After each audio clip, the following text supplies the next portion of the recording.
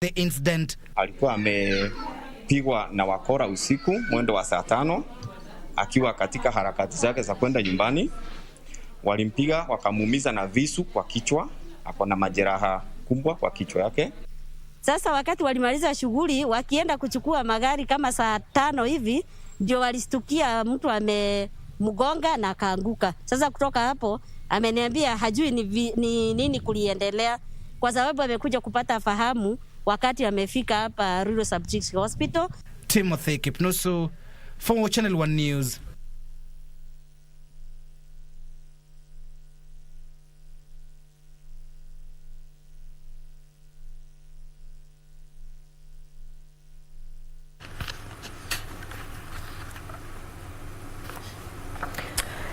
Yes, that is that particular story. You can read also what has been captured on the different dailies. I believe it's on the Daily Nation. It's on the Standard? Yes. Yes, it is. Yes. Is it on the PD and the Star as well? Yeah, it is. Yes, it is. All right. So you can get to see how the different media houses have approached this particular story. Now, let's move on to the back page of the Daily Nation. This is now in regards to the health sector in Kenya, as among the people who were sacked in the course of this week include Union Boss, and these are about 514 medics who have lost their jobs so far. A surplus of 514, at least as has been indicated here on the Daily Nation. And this is after governors made good on their threat to let go of striking health workers. So KMPDU Secretary General Mombasa is among those who were fired in Mombasa. In Kisumu, including another 86 doctors and specialists, that is in Mombasa. In Kisumu, we saw Governor Anyang' Nyong'o yesterday fire 428 nurses who were on strike and termed this as absconding of duty. And so far, the doctors have received marching orders from County Secretary Farouk, while the nurses were notified of their firing by Acting Health Chief Officer, that is Gregory Ganda, and he actually said that all the officers in this list have been removed from the payroll henceforth, and those who erroneously received their December 2020 salaries, having not worked, shall have the same recovered. So in a statement that was put out by KMPDU, they condemned, of course, this firing of the health workers, accusing governors of brinkmanship in handling of the welfare of medical staff, saying that KMPDU demands the immediate reinstatement of these doctors and the establishment of a Constitutional Health Service Commission to standardize the management of human resource for health workers. We also saw former Prime Minister weigh in into this situation, that is Raila Odinga, yesterday when he asked county governments and their national government to end this stalemate. And in his words, he said that Kenyans must not be kept permanently on the edge and worried over matters that can be sorted out without much drama through intergovernmental discussions that the public need to know about. End of quote. Now, this also comes immediately after governors, rejected this return to work formula that they are said to have signed with doctors and clinical officers. So we are yet to see how this continues to play out in different counties across the country so far. But as it stands, 428 striking nurses in Kisumu have lost their jobs, and 86 doctors and specialists in Mombasa. Hooray. Now talking about what is happening in our medical sector at a time when we're still dealing with COVID-19, it seems like on Tuesday actually nurses had hinted at calling off the strike, but now after talks failed to materialize yesterday, which is Wednesday, now it seems we are still on as far as the strike is concerned. This coming at a time when, as you've mentioned there, Jane, over 400 nurses were fired in Kisumu County, and before the sacking of those said nurses, the county had only 1,200 nurses working. So currently they are short, and they only have 800 nurses so far.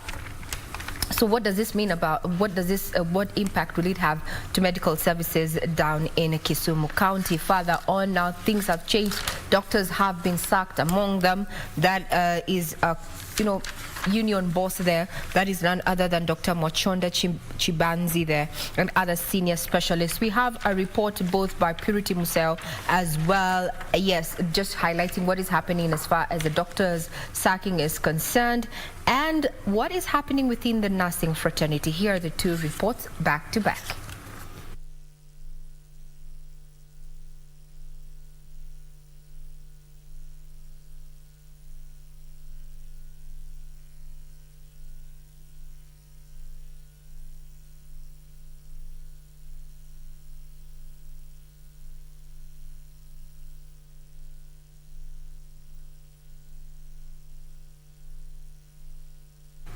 Well, now those are just the pictures there. We didn't have the sound there, but just clearly indicates that he is on the list. That is none other than the Secretary General of KMPDU, Dr. Mochonda Chibanzi, among the 86 that were fired there. Also, we have an update on what is happening in the nurses' strike when failed to materialize on Wednesday. Here's the report.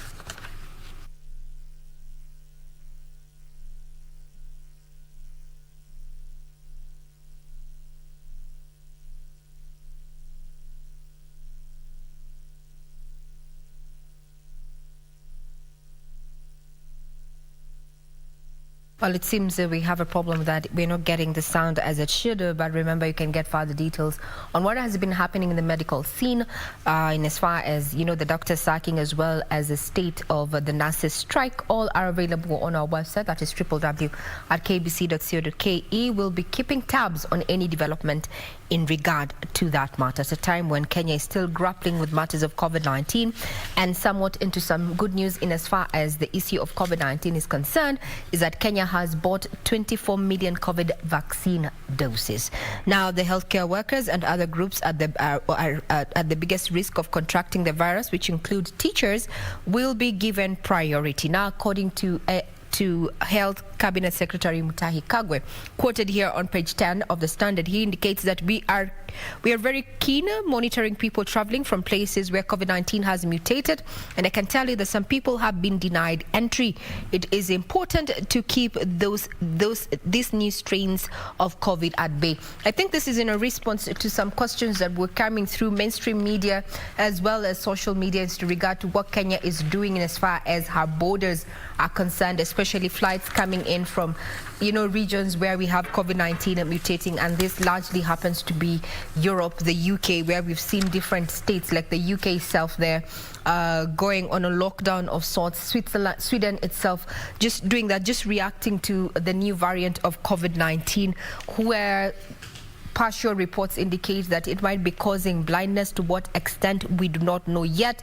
But good news is that Kenya has bought 24 million COVID-19 vaccine doses, and those at risk, including teachers and frontline workers, are going to be given priority.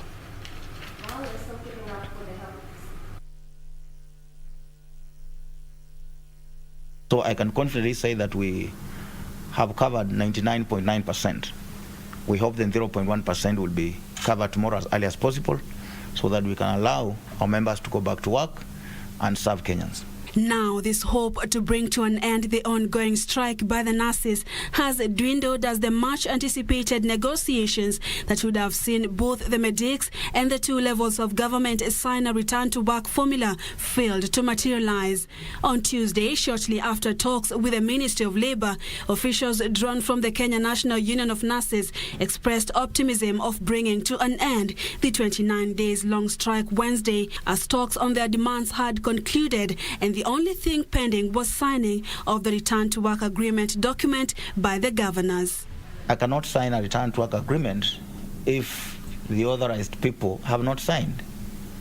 I cannot call off the strike before the execution of the agreement is done. Clinical officers, on the other hand, are threatening to resume their strike this week, citing frustrations from the governors who have declined to append their signatures on an already negotiated return to work agreement document, while doctors in Mombasa who have vowed to paralyze health services in public hospitals in the entire county blamed the county administration for failure to honor the Christmas Eve return to work agreement led by the Mombasa branch KMPDU Secretary General Dr. Abidal Mwache. The medics cite frustrations by the county administration, saying none of the demands agreed upon has been honored. We kept our part of the bargain and they've refused to keep theirs. What was in that document involved job progression for doctors who have stagnated for 5 years, some 6 years, some even 10 years on the same job group despite advancing themselves in learning. Doctors called off their nationwide strike on the 24th of December 2020 after reaching an agreement with the national government, with clinicians following suit on the 1st of January this year. Purity Museo, Channel 1 News, Nairobi. While I'm still following up with what is happening in the Ministry of Health, or better still in the health sector, this is just a statement from the CAS Health, that is Mercy Mwangangi, who mentioned that 12 million Kenyans are now lined up for a COVID jab. And this is just what it said, that an estimated 12 million Kenyans will now be in line to receive the first round of the COVID-19 jab by end of next month, as the government now races against time to finalize procurement and distribution of this vaccine. So she mentioned that she cannot put a specific date to it, but just towards the end of February. And also, to hasten the process, the government has now directed the Pharmacy and Poisons Board to expedite the approval process for the vaccines to be used locally when they come to the country. Still again, on the Ministry of Health now volunteers to create COVID awareness. These are the community health volunteers who are set to be deployed in mostly primary schools as well as secondary schools, just to create more awareness in regards to COVID-19 protocols. This in regards to matters of wearing of masks, washing hands properly. And also, just one of them who has been pictured here, this is Teresia Wanjiru, who mentioned that a good number of these students do not know how well to do this. So this is why it's very important to ensure that CHVs to be deployed in various schools, at least to teach or to better explain to the students how best they need to do that. And that's actually just what she's mentioned, that the government needs to ensure that at least they do that in this time when children are in school. Sam. Taking a look at page 15 of the Star this morning, it's all about KCC. I'm talking about the Kenya Cooperative Creameries, and from a deathbed, it now rises to restore the hope of dairy farmers.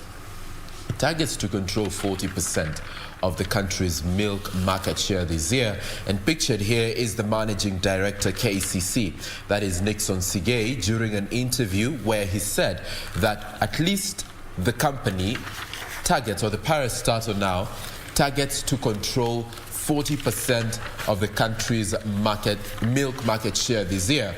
Will it be a reality for KCC given where it's coming from and the dynamics that play out within the dairy sector? It remains to be a wait-and-see situation, but as of now, we can tell you that some of the things that this particular parastatal has done is that it has upgraded Sotik factory at a cost of 200 million Kenya shillings to increase its processing capacity from 60,000 litres to 100,000 litres of raw milk per day. It has also installed 150 million ultra-modern equipment at the Kiganjo plant in central Kenya that will also see the facility expand its processing capacity from 70,000 litres to 200,000 litres of raw milk per day. Again, it's a wait-and-see situation. There are various players within this particular sector, but at the end of the day, the managing director, Nixon Sigei, remains optimistic that by the end of this year, KCC will be controlling 40% of the country's milk market share. All right, let's now get to this story on the Daily Nation in regards to human activities that are endangering some monkey species here in Kenya. So this is the state of things at at the Chelelo Primate Reserve in Tana River County, and they're saying that there are 2 rare monkey species that are at the brink of extinction, and this is as a result of human activities that has been going on over the years. So according to KWS, they are saying to now be struggling to save the few remaining Tana River red colobus and the Tana River crested Mangabe monkeys. Now, these monkeys are only existing at the Kenyan coast and nowhere else in the world. So the felling of trees around that area, and these trees are critical to their survival as a result of human activities, has led to the death of most of these monkeys, and they are now at an estimated 50 from a previous 800 over a decade ago. And this is for the colobus monkey, and for the Mangabe they have dropped from 600 to less than 50 over the years. And increased human activity in this area, cutting down of trees, is the main reason as to why these monkeys are slowly but surely becoming such a rare sight. And you know, they are urging people in this particular area to just try and find places where they can resettle and stop cutting down trees that are vital to the survival of these monkeys. I feel sad for this monkey. Monkey. Monkey business. Monkey business. Did you go as far as faking your own wedding for publicity stunt, guys? What? Cloud chasing. Just asking. Cloud chasing. A whole wedding? Yeah, like the whole 9 yards. Because, okay.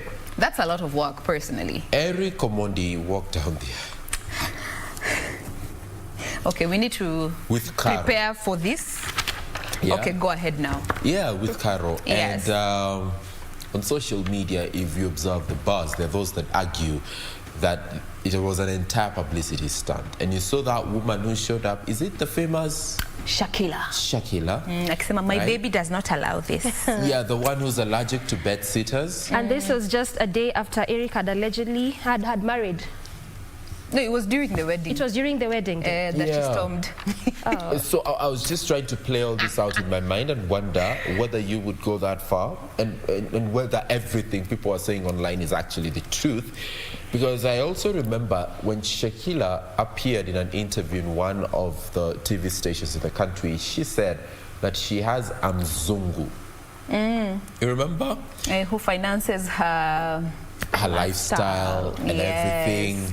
And she bluntly said that she can't wait for him to die, so that she inherits the wealth. His property in Kenya, because it's all under her name. And his property in Kenya. So now flash forward to what we saw just the other day. I'm just saying, you know. But you know, this whole situation, the wife material thing, they also showed that they had gone to visit Carol's parents. Yeah, they even did something there. So I'm wondering. Even Eric says that Carol spent the night, a couple of days with the mom before the wedding, just to get some wisdom from her in terms of how to nurture her son. No, he was committed to this. But the way it's playing out is now what people are questioning. For true, he was committed to doing this. Yes, like this whole wife material situation when he launched this car. The Bachelor. Yes, the It was more Kenyan like a Bachelor version. thing, Yeah. a reality series. Yes. And so many people had a lot to say. They're like, you know, by the way, this whole circus that we are seeing, because the things they was doing. But you know he had better marry at least one of them at the end of the day. But also, you know, showbiz is a reality in this country. We cannot probably wish it away, because also when you look at Annalisa, she is in the dailies this morning saying that she has never split from Ben Paul, not even a day of their entire marriage. I have never broken up with him. Lakini sisi huku na mahashtagi. Mahashtagi jamani, interactive. You won't believe what the newlyweds did. Trending topics. It's even Eric mentioned that watu wanasema ni kiki. Nilianzisha hii kitu wakasema ni kiki. Sasa nimeoa wanasema hata ndapata mtoto watasema tu bado ni kiki. Watu ni wale wale. Watu ni wale wale. It's just throwing a spanner in the works. Regina, but that's a lot of work. Like Regina, faking a whole wedding. Come back. Your JD is calling on you. Well, I may have. Yeah, what? You may or may not. Which one is it between the two? I'm thinking before I speak. I'm totally thinking before I speak. Because from the snippets of the wife material thing, Yeah. I'm calling it a thing because I don't have the right word, the right context for it. It felt more as if we are normalizing. I'm looking for a word. We're Ongea Kimeru if need Be be. controversial. Kwani iko nini? Ongea Kimeru if need be. immorality. I mean, what was we are that? normalizing Normalizing what? What was that? Because I think Immorality. they went. We've done reality shows and such, and some of them are actually edited so that they can be palatable for watershed hours. Yeah. Like general viewing. But here we were. We had all manner of things. We saw all manner of things, and the thought out here, and I'm not the only one, is that, whoa, if I saw my daughter participating in that show, I would be questioning myself as a parent as to where I went wrong, because what we saw in that was so off. I thought Eric went. But you know, there comes the Beyond difference then, between like- social media and mainstream media. Because this Exactly. thing was running on YouTube. Yeah, and that's what I'm talking about. And I'm like, so we are okay. That is the direction we want to take. But is it a question of being okay or it being the first time? And then there is It's that something I'd blunt. like us, and then there's something I'd like to take away from what you've said, Ray. The moment you throw morality into a situation, And that's why I said I was looking you risk a very void conversation, because it's like an echo, haishangi. It's over and over and over and over again. From my point of view, I wouldn't look at it from a scope of moral or immoral. I would look at it from the fact that TV has evolved to this point. You remember those days where you could not watch The Bold and the Beautiful? And the beautiful. And I very remember much those agree. My days issue is when you could not watch? maybe for me, from where I sit, Yeah. I found that to be a little bit too much. Bold too and soon. the Beautiful. No, I'm talking about Oh. this The Eric wife thing. material. I think I haven't And then come it's to on- terms and then with it's what on I YouTube. saw, and that's why I'm like, I was actually sitting out on this conversation until you guys wanted me to come in. So it's just that, you know what? Can I just edit everything that I said and I just go like, I have nothing to say? No, it's okay. I mean, I it's totally have allowed. nothing to say because I feel TV audiences have evolved to a point where even the media and the forums through which they consume content through have also diversified, and that is the reality. And that has sort of introduced But can a we new talk media, about a new content? operating environment, and a new business model in the way we should be thinking when it comes to content and content Now, management. Showbiz. content I is don't the think- issue. I have no problem with the platform. Yeah, I so- have problem with the content. Which and I'm is not trying allowed to on be the a moral platform. police here. Hey, I mean, I can't This is even just play your that role. opinion. I'm just saying, it caught me a bit off guard, especially after we were taken through, was it an ultrasound or something? What was that? And we're told so and so was 3 weeks pregnant. And 4 days. And I'm like, so when you were searching for a wife, you had to Ensure. sample the milk from all the cows in the cattle dip or Before farm. we take this isn't break, I'm trying to- isn't that a reality in society?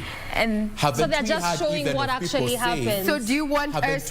Haven't we heard of people saying that never buy a shoe, kabla, You haven't you're tried sure it that on. it fits? True. guys, then, let's put a cap right there. We're going to talk about this in our trending topics segment because we got to pay some bills. We got to get some money. Hush, hush, money. Sammy. Somebody That's make true. wish happy belated birthday. We'll be right back after this break. Stay with us.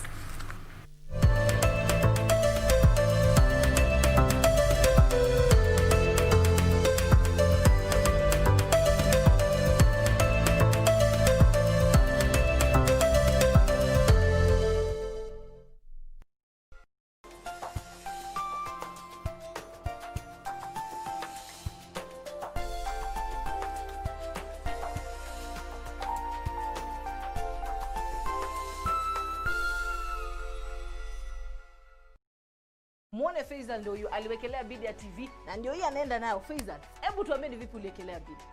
Nilienda kwenye website ya QuickBid. Nikatizama nikachagua kuwekelea kwenye TV. Sasa niliwekelea mara 3.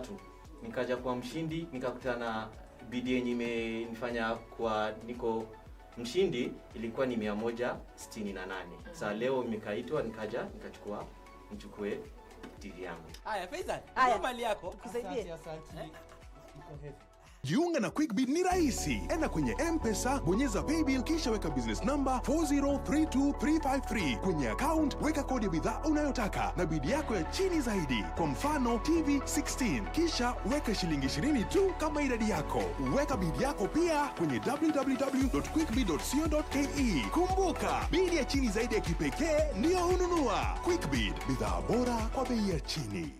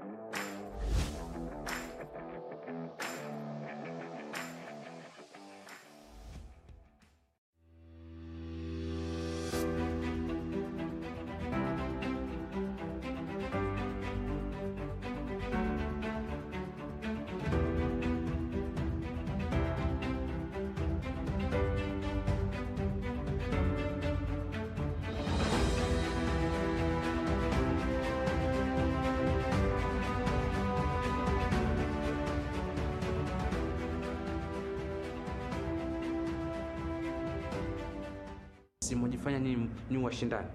Ngoja siku ifike. Mimi ni paka mwitu, nitakupa pura. Ni usiku sasa, matatizo kuna nini? Mtume! Nilikwambia wacha kuzungumza na mwanamke. She has no respect. Coming to my party. Wataka kunipiga? Nipige. Kuwa makini sana ule mke wako. La usivyo tukugharimu. Mamako mwenyewe. Wewe usiniudhi. Sawa, wewe ulimwona mamangu? Huwezi kunisaidia? Nenda zako. To you too. Cheers. Get ready for a 3 weeks Africa Football Feast as the new year kicks off with the 6th edition of the Africa Nations Championship in Cameroon. From the 16th of January to the 7th of February 2021, 16 teams from the continent will be spread across 3 cities as the best players from domestic leagues showcase their talents live on KBC Channel 1. Let's support our own.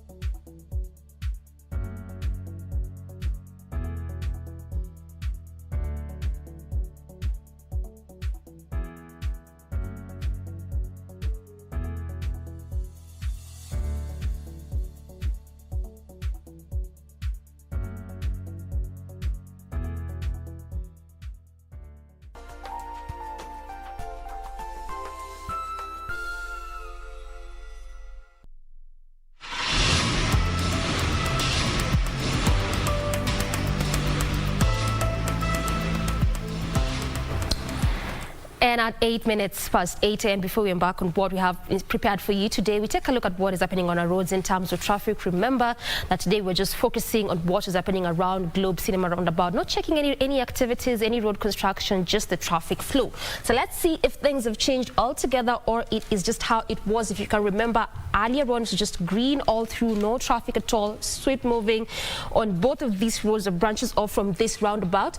And also part of why I wanted us to look at this roundabout is because it is one of those major roundabouts, given the fact that I had mentioned earlier, but just to recap for our viewers, it comes from Thika Superhighway via Murang'a Road as you get to the Globe roundabout, also from Kipande Road all the way from Mayaki Way through Westlands, as well as branching off to Kijabe Street, which is one of those sleep roads there, and also branching off as you head over to CBD. This is through Moi Avenue, and again also Kirinyaga Road, which is again one of those roads whereby late last year there was a bit of some ongoing works in terms of just making it more passable for pedestrians as well as for vehicles both public and private. So let's come to the traffic flow through the roundabout. Looks like things are changing and not for the better, but I had told you earlier, if at all you're coming from these areas that I've just mentioned, that time was the best time for you to do that, because right now things are getting thick, and this is after you leave the roundabout, actually just coming from Murang'a Road, still again from the roundabout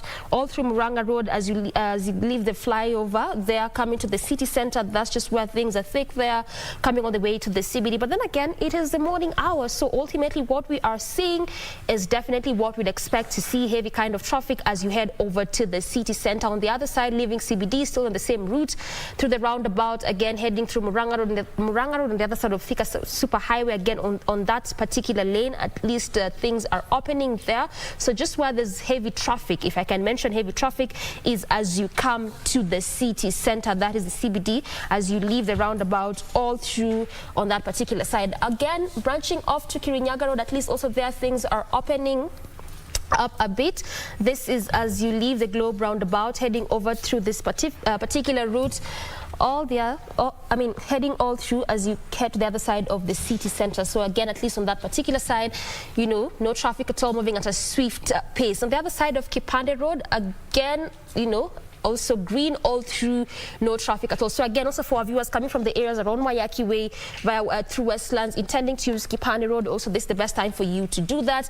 For our viewers coming from the areas of Thika Superhighway via Murang'a Road through the Globe roundabout, again, also this is the best time for you to do that.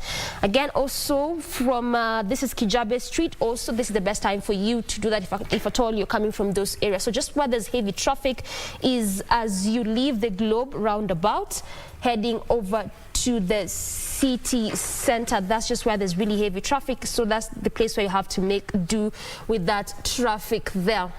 Before we bring the traffic segment to a close, at least as of now, how about we look at another road? This is, let's look at what is happening around the Sai area. This is before you actually get to Murang'a Road. Coming all the way to the city center, looks like things are thick there. This is past Muthaiga, heading all the way to the CBD. So again, this particular route, actually the entire route before you get to Murang'a Road, all through as you leave the Muthaiga roundabout, heavy kind of traffic. Just again before you get to the Globe roundabout, past Pangani as well, heavy kind of traffic. The sad part is that if you're past this area, there is no alternative route, so that means you'll just have to make do with the traffic. I know I had mentioned that we'll be looking at some alternative routes this morning, given the fact that we are expecting to see heavy kind of traffic flow on most of these major roads, and ultimately that's what we are seeing. But at least if you're past this area, you'll have to make do with the traffic there, because then there is no alternative route. But I'm seeing one here, and this is before you get to the roundabout. This is Park Road. For our viewers coming from the areas around again, also around Thika Superhighway, you can use that as your alternative route, branching off to the other side of Ngara Road. But then, as I mentioned, if you're past that area, then clearly you'll have to make do with that traffic flow there. So this is how our roads are looking like in terms of traffic. At least as of now, we'll try to continue looking at some better alternative routes if at all we find any. But as of now, this is how it is looking like in terms of traffic around the Globe roundabout.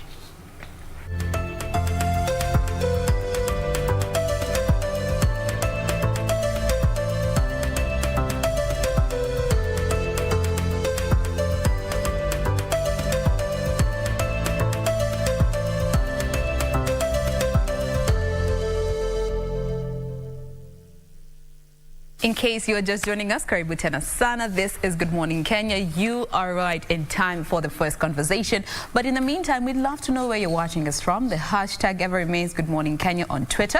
Our official station handle is at KBC Channel 1 on Facebook and on Twitter as well. My handle is Jane Mombui, and my colleagues, you can find them as Ray Manyara, Sam W. Njoroge, and Doreen Arangi. So talk to us. Sam, ako hapa behind the scenes and he's making noise. Nonetheless, talk to us. Let us know where you're watching us from. And I appreciate those of you who have already checked in. Naona William Mwamburi on Twitter anasema tuned in from Watamu. KBC Channel 1 trending. What's up? Loving the show. Anasema Regina, last year you promised me you will organize for me some merch. This year, usikose. Ata respond. Live from Watamu. We also have Paul Asagwe who's saying, this is in regards to in the headlines, Magoha is never serious. Only his smile looks serious, but his actions are not. For me, the reopening of schools was the worst ever punishment given to both teachers and the learners. We have Owen Omondi saying, morning Warembo, watching from the capital here in Nairobi. Ruby Bless saying good morning, tuned in as always. Thank you so much for staying with us. Paul Sagwe, good morning, watching from Nairobi. He goes on to wish Sam a happy belated birthday. May you age gracefully. Hashtag is still Good Morning Kenya. Do keep your comments, questions, clarifications, salamu. Keep them coming in. We'll be checking them as we proceed on with the show. Today is Entertainment Thursday, and to entertain, we shall. We have two dope personalities with us in studio this morning, and I don't want to say much about them. Nataka tuanze na mwenye amekuja na kifunguo kwa studio. Oh yes. Umekuja kusababisha. Umetumwa? Lazima nitumike. Mtumishi, umetumwa, umekubali kutumika. Lazima nitumike. Mambo vipi? Mambo poa, mambo. Karibu sana Good Morning Kenya. Hulolanga. Nini? Yani nakuonanga. Sasa nakuona live.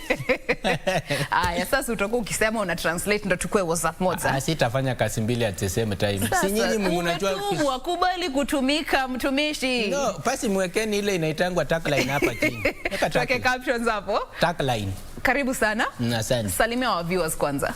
Sande yes. Ni mtumishi hapa. Naona nimetembea na tamos yangu. Lazima nijipange. Usipopangwa jipange. Wewe ndio unajua kuishi. Ndio hiyo sasa. Unapatikanaje katika mitandao? Kwa mitandao? Ya social media handle, yeah. Mtumishi. Aya basi. Umekubali kutumika. Kabisa. And closest to me, we have the ever so lovely, cool, calm and collected in studio, lakini akienda hewani, fire baby. Hi Kate. Hi, how are you? I'm good. I'm so happy to be up and early today. Good to have you here. Well, Wanaita, Good Morning Kenya. I didn't know I had to be this early, but I'm glad to be here. Keeping up with the name itself. Well, Inaitwa Good Morning Kenya. My name is Kate Rira. Yeah. And I'm so happy to be here. Nina furaha. I had to make sure that mtumishi ako sawa. Anasema hiyo thermos ni alileta, lakini ukweli ni alipanda. Ni mimi nilikuwa nayo.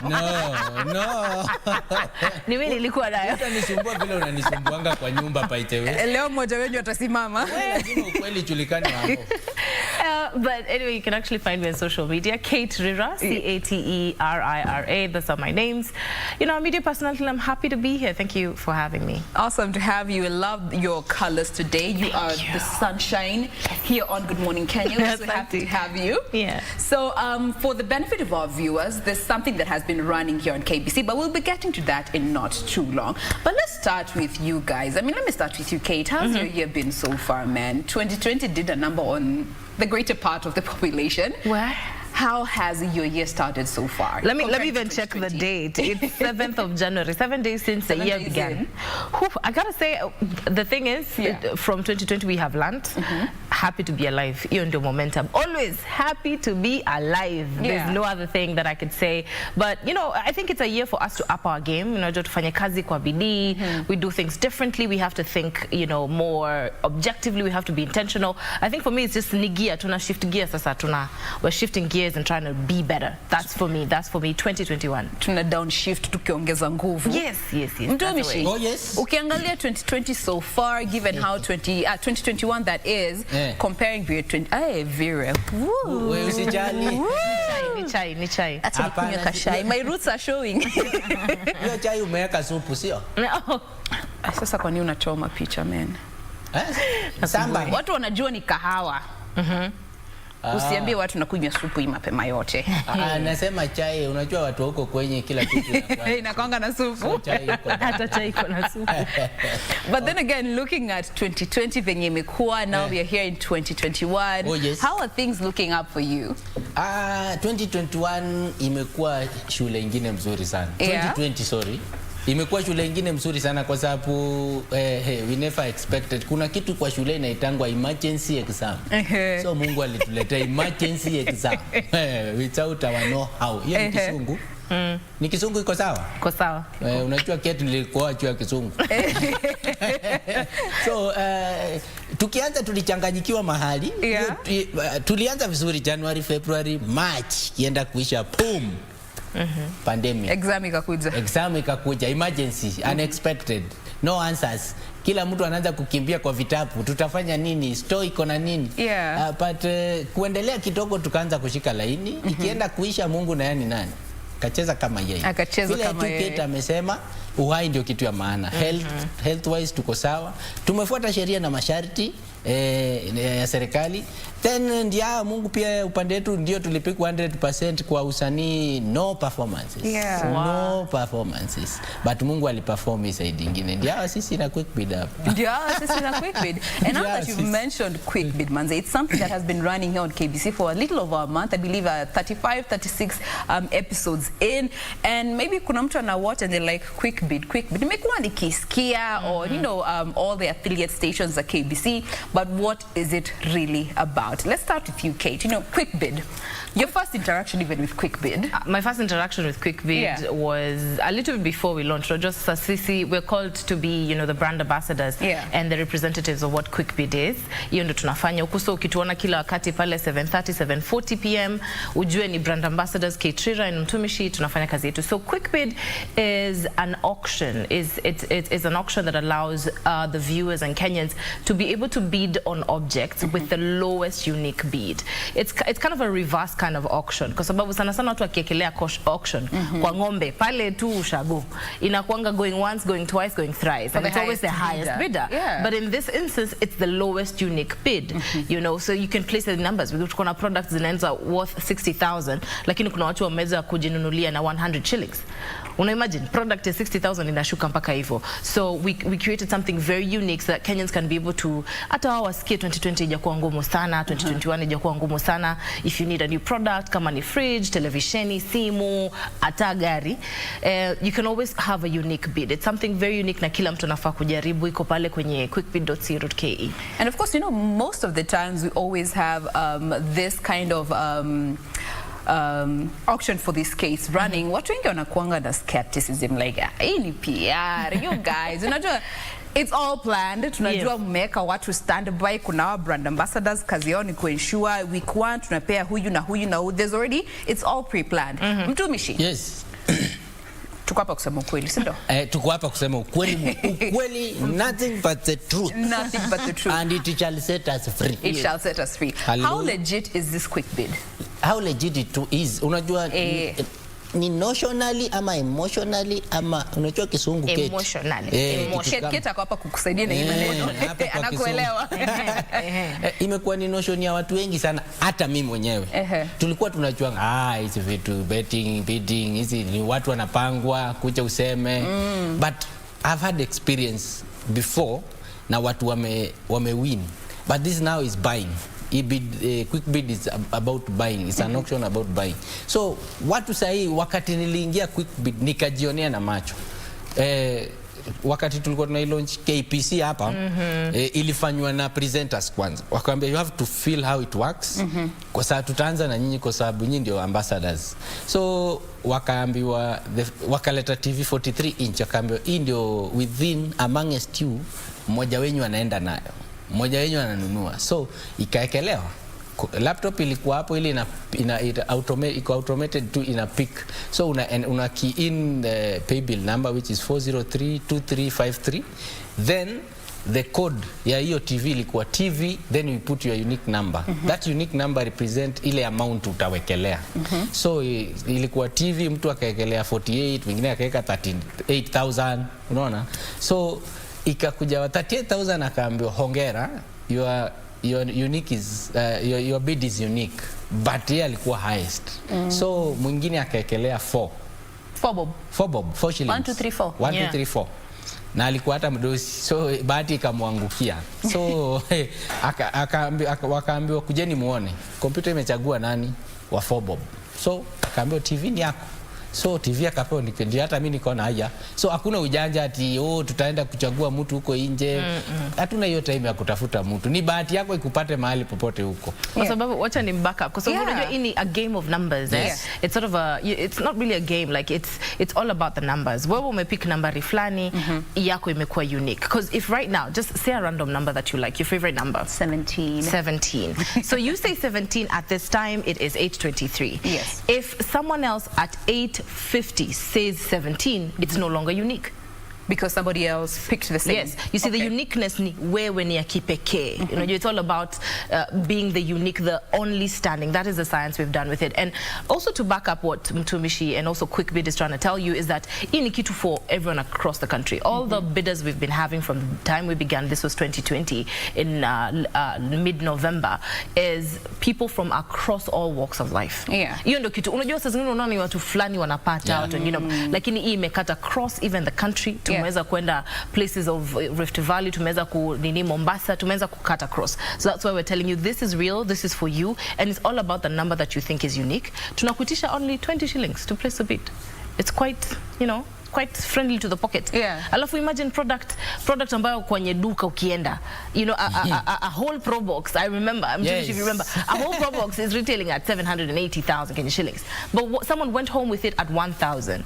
Why would you not? Imagine. And why would you not want that? Ndio kifungu unapeana.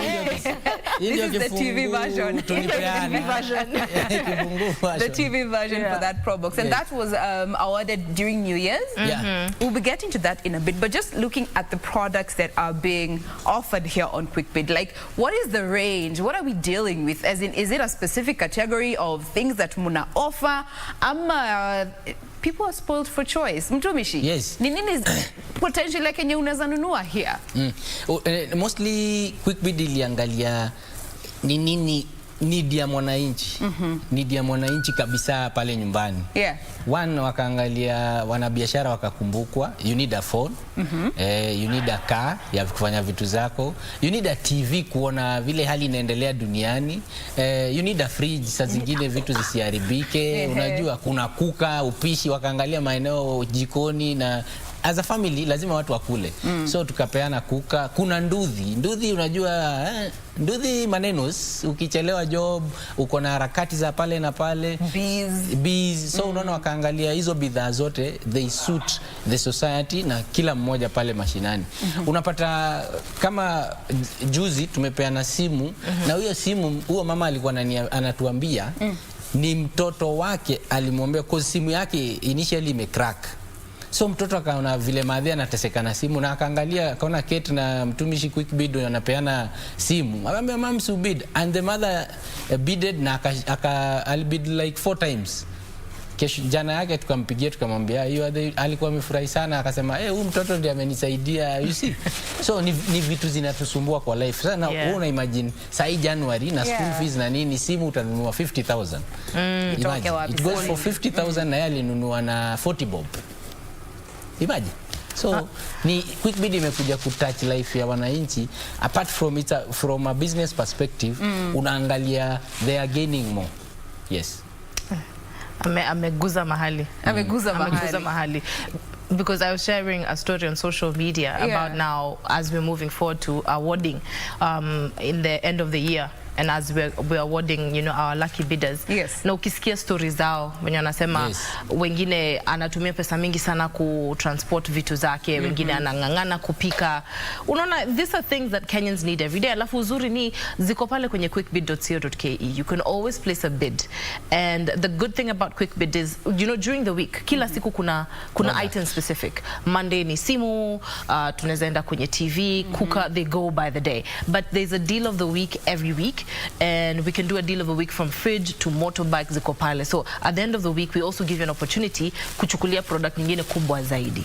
So yeah, tunapewa watu opportunity ya kujaza nyumba. We're trying to ease in your time, and what you see is what you get. What you see is what you get. Because then there's also that bargain, because unaweza ambia umewin nduthi mpia for that matter, ukifika hapo unapata it's even registered to somebody else. And ensuring that whatever you are giving out is, you guarantee ownership and you guarantee that this person is not going to have a lot of legal issue coming up after this. How do you ensure that? Unajua mwenye kama ni gari, let's start with gari and New Year's. I mean, that's a big deal. Yes. Utaki ifike mahali unasikia auctioners are knocking at your door like, boss, no. Tunasikia hili ulipata hii gari, but really there's a whole other scheme going on. Wacha nikwambie. Rest our viewers' minds at ease, knowing that this is as legit as it goes, and what you see is what you get. Jane, good morning, Kenya. Kenyans, let me be the one to assure you. When we give you a product, we give you the certificate that comes with it. Like the car we were giving out. This was a farmer who had a problem struggling to transport his vehicles. Yes. Mtumishi, if you remember, he alikuwa anasema anatoa marikiti zingine Machakos, anapeleka all the way to Limuru, costing him around, imagine, around 8,000 shillings. So no mmempea a Pro Box worth 780 at 1,000 shillings. So no mmemsaidia zaidi. Lakini ndio akuja achukue bidhaa yake, ndio akuje kuchukua Pro Box. He had to come with documentation. And you see, we have come into partnership with people who are giving us, or not giving us, we are in partnership with certain people to give us this product. Yes. Because it's a trade. No, it's all a trade at the end of the day. So utakuja na karatasi zako, ID yako, you will be given the logbook yenyewe. You will be registered. It will be registered. Unafungua account na NTSA, Teams account. We ensure before you get it, the day we are giving you the key. Yes. Unapata certificate kwanza, then funguo, then documentation na logbook. So hakuna tio mtumishi wali Twitter, the guy didn't believe, alisema hii mpaka ilale kwa parking. Ayoni ametoka nayo ni logbook itaenda up na jina yangu. Najua, because these are things that, you know, they catch up with people much later in life, and we don't want to put our viewers at in such uncomfortable situations. And you know, they were happy at one point, and then inafika mahali unaanza kusikia aga ke. Now, this is a conversation all about QuickBid. It's a program that has been running here on the Broadcasting House. We want to take a break, but we'll be right back to let you know how you can take part in this and understand how you put in, you key in the bid, how the process flows. And we have Kate and Mtumishi here in studio to help us better understand that process. So stay with us. We'll be right back after this break.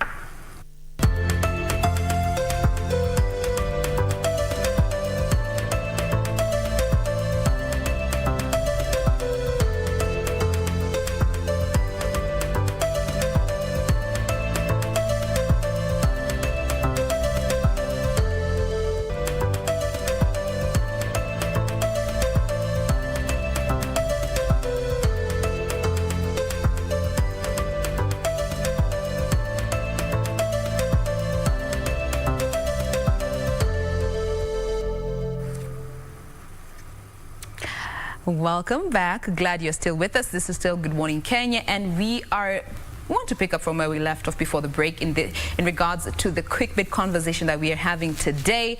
Any questions that you have in regards to QuickBid, by the way, we welcome them, as simple, as complicated, or just if you're seeking clarifications, we welcome them. We have Kate, Rira, and Mtumishi here in studio to help you understand what this QuickBid situation is all about.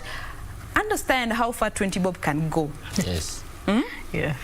At the beginning of the year, there was a Pro Box that was given out. We're going to be running for you that clip. Just understand that, you know, it actually happened for those who weren't able to see it, to even just see the reaction of some of these winners. And when you guys get to meet the winners that you are awarding, I mean, reaction yao inakuanga vipi? Hebu nianze na wewe Mtumishi. Let's start with Kate. They're called lucky bidders. Yes. We call them lucky bidders, not winners. Oh, yes, because they buy. You see, this is the clarification that we need. So, it's a lucky bidder, not a winner. Not a winner. Kwa sababu ukiekelea 30 bob utatupea hiyo 30 bob. Lakini tutakupea bidhaa ya worth 60,000, but tutakupea hiyo 30 bob ndio to exchange. Now you see, these are the simple clarifications that we are asking you to ask. Yes. Misuse of terminologies. So it's not a winning situation, it's actually a buying situation. Yes, so you bid and buy. Now, let's get to those reactions. I understand Pro Box is the biggest bid that has been made so far. Yes. And it's the biggest purchase that has been made so far, but that's not the end. Like, reaction yao, because one of my producers was actually telling me ati kuna sijui alikuwa anasema hajui kudrive or something like that. Tell us a bit about those interactions. The first day tulimpigia simu, hakuwa naamini. Alifurahia but hakuwa naamini cause hata wakati alikuja sasa huku KBC tukimpatia alikuwa no. Bibi yangu the first day we were to give the first day but haikuwa imefanywa clarification clearance. So tukamwambia kindly go come on Friday because it was on Tuesday. Sasa hapo ndio akajua kumbe hii michezo inakuanga ukweli, unadanganywa kuja. It's a scam. Now tukamwambia no. We can't call KBC is a national broadcaster. Yeah. You know? So serikali hakuna vile itakudanganya. So akaenda na shingo upande. Jioni akatupigia na tuambia, "Aki, juu ninaona hii kubwa munipei, nirudishieni tu ile pesa nilibid, ni bid simu, at least hiyo mnaweza nipate." Tukamwambia no. What you bought is what you get. So tukamwambia come on Friday. Now on Friday hakukuja hata na mtu cause hataki aibu. So when he came alikuwa anaitwa Steven anatoka Ndeya. So akakuja akasema then this wife of mine here tumefanya somebody has called her. Tumeshoot, tumefanya nini, tukimpatia bidhaa yake ile alinunua at 1772 anamstua. Anamwambia sasa tumemalizana na wewe enda. He called me akaniambia mtumishi hebu kuja usikie. Huyu ananiambia anataka ni faint hapa. Nikachukua funguo nikamwambia no, this is your key, these are your documents. Chukua kindly wewe enda na mali yako. Alipigia driver after ameambiwa nao sisi tumemalizana na yeye, amenunua bidhaa yake akatupea 1700, tukampea receipt, tukampatia mpaka logbook. Tukamwambia nao go. Hapo ndio alipigia driver. Na hiyo wife yake anambia baka nione nilikwambia baka ikuje hapa parking to certify ownership. Exactly. Now akasema mpaka afike because alikuwa anasema nyinyi mnaweza nifuata kwa barabara. You know, and the right to have, you know, their own fears. Kenya imekuwa na mambo mingi. Kenya imekuwa na mambo mingi. Scammers ni wengi. And to pause kwanza kidogo hapo, director wangu ananiambia they've gotten that clip and we just want to run it for our viewers to actually see what happened.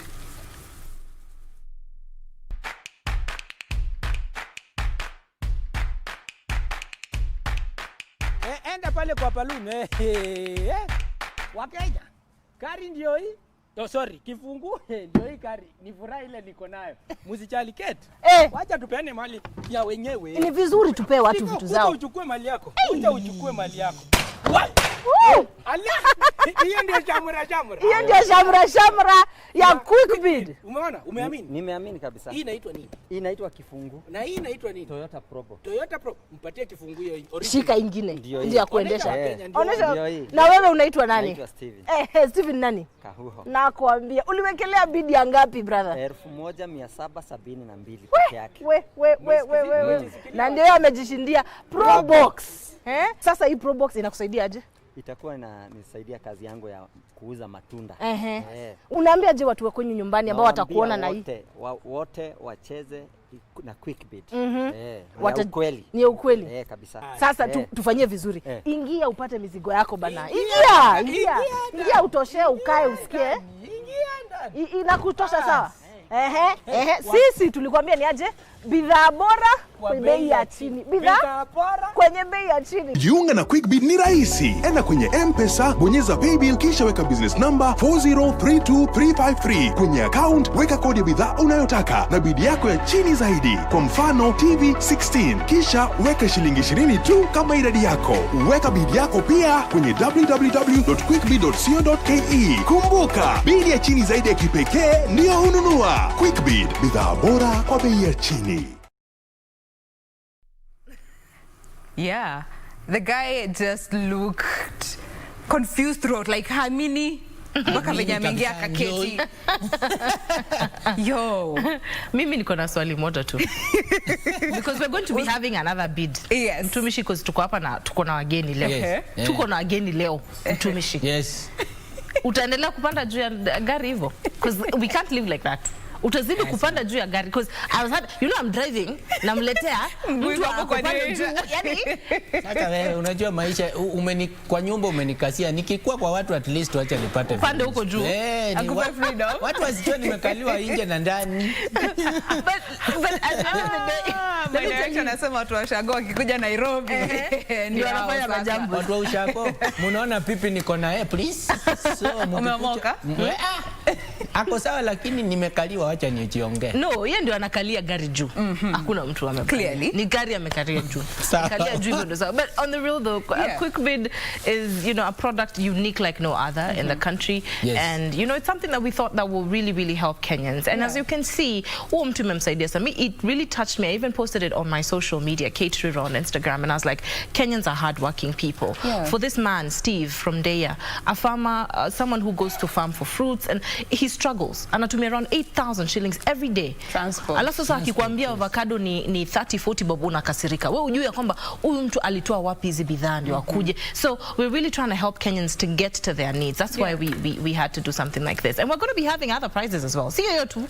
We have so much more planned for guys. So guys need to watch out. All right. And just for clarity's sake, this whole process, just simplify it for our viewer to understand that bidding process. It starts here, goes here, through this. This is the amount of money you need to put in as a basic requirement, and then you know how that whole process flows. Tuanze na mtumishi, and then Kate, you can clarify whenever it's necessary. It's very simple. Ukiwa pale nyumbani, chukua simu na mimi saizi. Chukua simu na mimi. Enda kwenye lipa na M-Pesa, wekelea paybill number. Anyway, chukua simu, enda wambo unaweza fanya, tunaweza enda nawe step by step, sawa? Enda kwenye lipa na M-Pesa, tuko hapo. Then acha nifungue application. Application? Na apply application. Okay. Uko kwa lipa na M-Pesa. Enda kwa paybill number. Paybill? Yes. Weka 403. Hiyo ndio paybill number ya QuickBid, 403 23 53. Like today, Kate, tunapeana nini leo? Leo tunapeana 4 burner cooker. Yes. Code, enda kwa account. Tuko kwa account. Umeweka paybill? Nimeweka paybill 4032353. Yes, go to account number. Then weka CK is the code for the 4 burner gas cooker. CK. Then put your unique number. Ile yoyote unafikiria. Any number that I choose. Yes, any number. CK. Any space in between number ni yake? No, zimeshikana. All right. CK then the number. Umeweka? Yes. Then enda kwa amount. 20 bob. 20 bob. Then okay. Then QuickBid Solutions. Yes. Then it will bring you a confirmation SMS that it will either tell you hongera. Wewe imekuambia nini? Wacha ni your transaction is successful. So I'm supposed to get a message. A message, yes. Okay, ndio hiyo imeingia. Yes. Acha tuone inasemaje. QuickBid. Inasema Paula Jane, your bid of 17 on cooker burner is not unique. Try again and bid on more items on www.quickbid.co.ke. Very correct. Now, Paula, it means try again and again and again and again. Because the auction starts at 6 in the morning. Alafu inafungwa jioni. So in between, kabla auction ifungwe, unajua ni wengi wanawekeza. Wengi wanajaribu bahati yao ya kununua bidhaa. So wewe zidi kuwekeza, if you are the lucky bidder, the unique lowest bidder, itakuambia hongera. Then until the auction closes, that's when utajua kwamba wewe ni mnunuzi bora. So if the auction closes and there isn't other unique number as yours, that's when you become the lucky bidder. Yes. Then kesho sisi tunakupigia, mimi na Kate Rira, tunakupigia kukuambia, kukukonfirmia. Now, Jane, jana ulibid gas cooker 4 burner, then wewe ndio mnunuzi bora. Yes. So weka simu yako on throughout the day, tukujulishe jinsi utaletewa, ama sisi wenyewe tutakufikishia mahali popote uko in this country. That is how it goes. Maybe Kate atawapea process and also just for still coming to online. You, Kate. Yes. Mtumishi has mentioned it runs from 6 a.m. Yes. Until what time? Until closer to the evening hours, a little bit past 9 p.m. Evo kidogo. Okay. So that's when you could receive a message in the morning or even during the night, because you see it's very automated. You see right now umekelea bid na there's an automatic message that came in. So that's what it does. But also we give onliners, online.com, we give you an opportunity as well kuekelea bid, unaekelea na quickbid.co.ke, unaekelea bid. And also we have a USSD code that we're really pushing. It is *297*92#. *297*92#. So you can also place the bid on that, because sometimes kwenda kwa maybe the sim toolkit pale kwa M-Pesa inakusumbua kufanya na kudial haraka ni rahisi.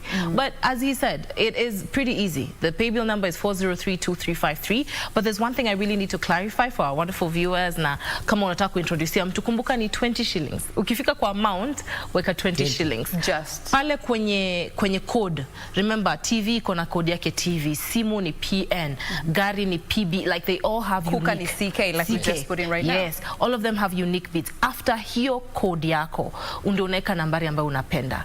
So now 20 bob utaitishwa kwenye amount. So that is the only clarification I really need to sensitize. Just 20 shillings. Very little, and you can try again. Kama yako ijakuwa unique, ekele ingine namba unapenda. Maybe your birthday or the year you were born. Place it there. And how many times are you limited to doing it? Kwa siku? Unaweza bid how many times? As many times as you can. So there's no cap. Yeah.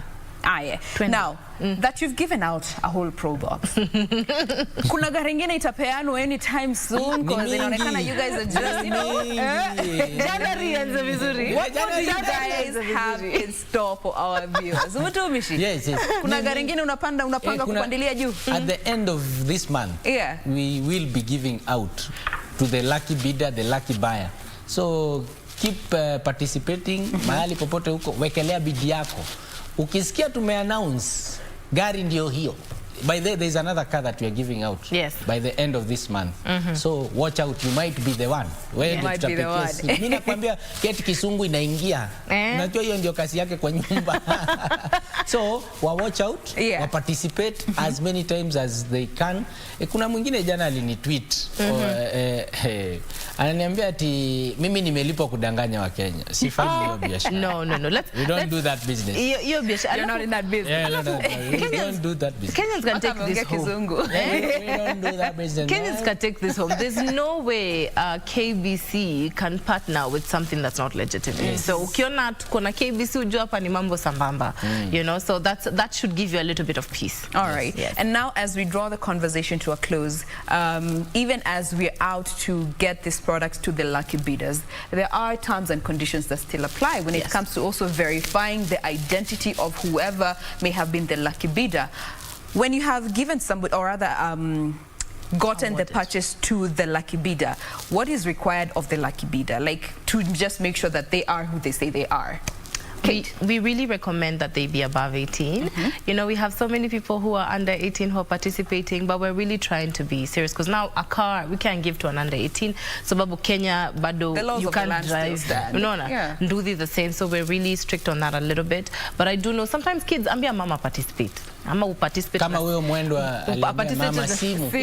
Ama uparticipate na simu yake, like, you know, make sure ni atapewa because we really strict on that. But also we ensure your correct identification because we'll have your data. We have your phone number and we have your real name. And the goodness squeezy, because of easy telecommunications, phone number yako iko registered pia na ID yako. So tunaweza pata hizo zote.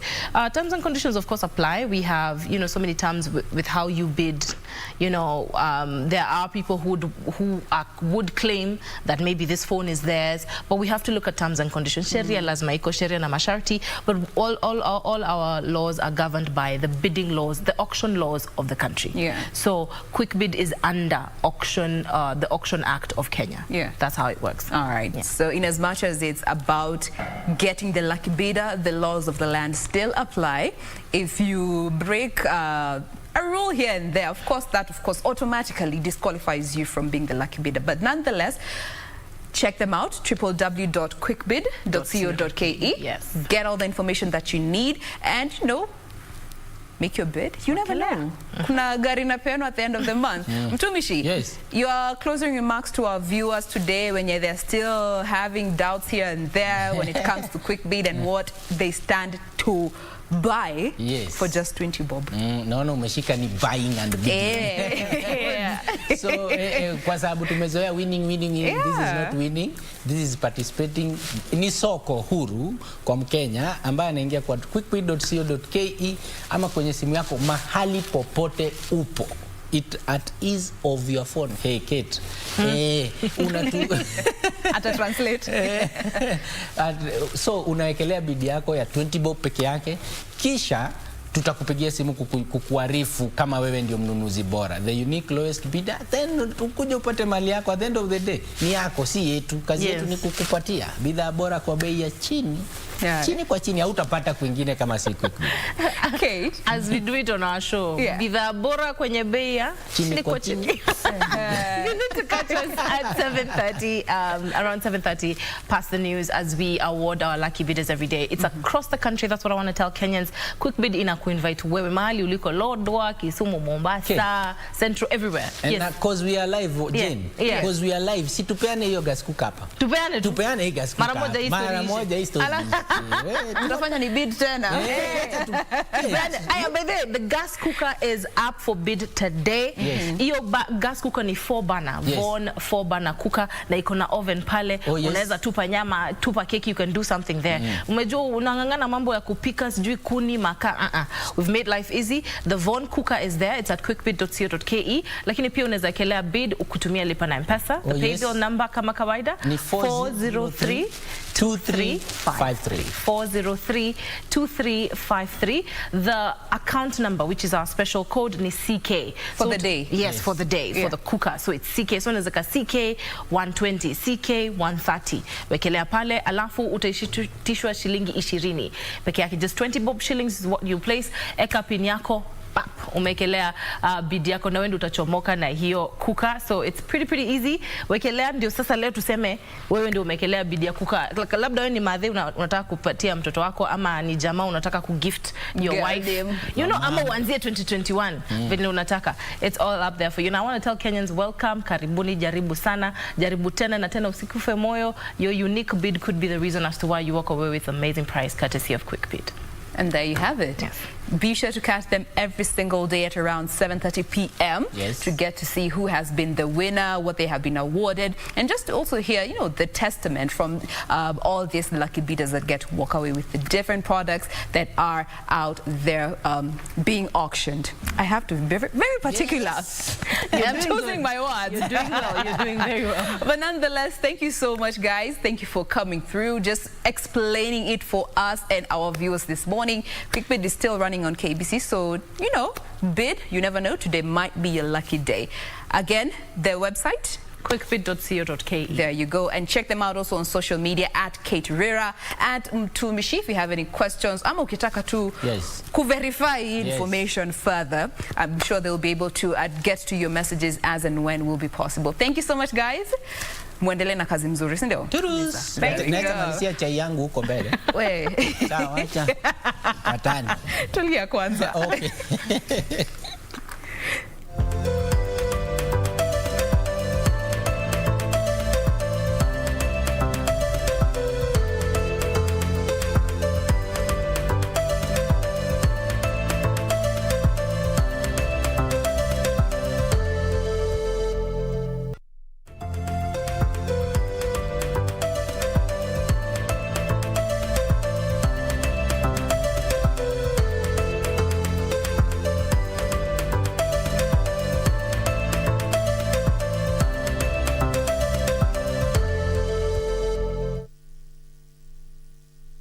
Welcome back to the program. Good Morning Kenya continues, and it is time for our last conversation this Thursday, being Entertainment Thursday. On set, Nikona Msani, Oscar Mizani. Wagwan. Mambo vipi, mambo fiti. You have a lot of energy. Thank you very much. Thank you very much. All humbled. Oscar Mizani in the place. Yeah, thank you very much. Niko freshi, natoka hadi Dheka sasa hivi. Tuko fiti 237, tuko chonjo, representing Embu. All the way. Now, actually, let's start from there. Before we get to your music, you are in Nairobi, but wewe umetoka Embu. Yeah, what made you come to Nairobi? Ilikuwa hustling, usanii, ilikuwa nini specifically? What made me come into Nairobi, unajua, it was for now, actually I'm 21 years, unaona, nikikuja Nairobi it was 2019. I was 18, ndio nilikuanga namaliza 18 naingia 19. That's why niliweza kwa kuambia wazazi wangu, nikiwa shule tu kaambia wazazi wangu waweza kwa kunisupport, kuweza kwa kufanya muziki. Yes, they didn't support me, but they told me, yo, sijui mambo ya muziki, sijui ni wazimu, sijui ni mambo mingi, unajua we wazazi wa kitambo, older generation venye inakuaga we, they don't support. Yeah, unajua mimi nitasema hivyo kwa sababu my father is old. My father is somehow 70 something. Yeah, so my father unaona, so hiyo nini bado, na pia alikuwa msanii bado. My father was an artist pia, alikuwa anafanya guitar solos na mambo kama zile pale hivyo. So tuseme usanii yako imetoka pale? Yangu iko ndani, unacheki. Yako ni ya damu. Yangu iko ndani, so I don't, yani unajua. Yeah, my father was an artist na bado he inspired me bado. Alikuwa na hizo vinanda zote zile za kitambo, zile zinazungukanga hivi, zile mavinanda, masidi zilikuwa zinashinda huko. Unacheki, alipenda pia music. Despite he was an artist, but hakuweza kwa kusonga, alishiftia kwa biashara, so hakuweza kwa ku make the career go on. So mimi mwenyewe nilipata hizo vitu zote, zikani inspire a lot from what I am inside. Na nashukuru sana kwa sababu when I came out from Embu, madhe alikuwa ananiambia niweza kwa kumaliza shule nikuwe polisi. Sikatai kukuwa polisi, ni kitu poa pia, sikatai, na nashukuru sana, au sio? Mimi nashukuru, lakini alikuwa anataka nikuwe sana polisi, lakini mimi nikamwambiaje, mimi for now form 3. Sasa mazee nasikia naweza imba, yani naweza roga watu, naweza kuwa msanii, naweza ingia pale hivyo ni support. Wewe ulikuwa unataka tu kwa msanii. So basically you coming to Nairobi ilikuwa because of kufanya art, music. Yeah, I came just because of art. That's why sitokangi hata nje ya path. Ndio maana unaonanga hata kama niimbia watu kwenye matatu, hata kama nifanye nini, sitoki nje. Utanipata each and every day kwa hizo matatu, unipate Rongai, unipate Jogoo Road. Big up sana kwa mafans wangu wa Jogoo Road, big up kwa mafans wangu wa Ngong Road, big up kwa mafans wangu wa Thika Road, big up kwa mafans wangu route zote za Nairobi, actually wananitambua. Wasi wangu wa Madrid, big up yourselves. Makanga, Madonda, watu wangu. So let's go back a bit. Yes, umekuja Nairobi and ilikuwa because of usanii, and you felt like maybe your parents were as supportive enough for your craft, so you thought, let me just come and do it for myself. Let me just, but uka decide kuwa unaimba kwa mat, which ni kitu wezi na wasi wengi. Kwanza wasanii wengi wakifanya jumara mob kwa mat, utapata either mapasta or something, but usanii as a musician or an artist ni kitu wezi ona. So for you, why did you decide acha tu niimbe kwa mat, mtu atasikia, mtu atanisaidia na tukiendelea? Mbona ku decide kuimba kwa mat? I decided kuimba kwa mat kwa sababu niliangalia nikaona perspective, yani hao watu wako kwa mat, wale wasanii ambao wako kwenye industry washa succeed, wale watu ambao wako kwa mat ndio wanawasikizanga bado the same people in the mat ndio wanasikiza wasanii. Mimi ni msanii, mimi si ati mimi ni msanii wa kuimba, so mimi niimbe mahali popote ambapo pako na watu. So hata kwa mat bado, as long as nimewapata na wako hapo hivyo na they can listen to me because they are wametegea, they are very patient wakielekea kwa safa, hawana lolote pale hivyo. So I take the chance kwa sababu hao ni watu jameni, hao ndio wale watu ambao wananiona pale kwenye TV, hao ni wale watu ambao watani support kule hivyo. At the end of the time watu nikiwaambia ingia kwa YouTube wanaingia, unaona. At the end of the time nikiwaambia wanunue CD yangu wananunua. So siwezi kataa kuingia kwa mata ama niende kwa shughuli zingine, na sipati platform zingine ambazo zinaweza nisaidia kama msanii. So lazima nijipige kifua kama mimi, kwa sababu hii ni kitu siwezi kubali kuiachilia. I fight for what I know I have. So siwezi kubali kuachilia usanii hivyo, and that's why nitaimbia tu hata kama miaka iende aje, nitaimbia tu hadi ile siku watakubali. Fine. So speaking of platforms, do you feel like wasanii wengi ndio kitu moja wana lack, because mtu atasema sina platform, that's why I can't express myself. Wasanii wanakuliwa na uoga. Unajicreate platform yako. Wasanii wanakuliwa na uoga huko nje. Actually siku hizi unapita kila mitaa hivyo unasikia kila mtu ni msanii.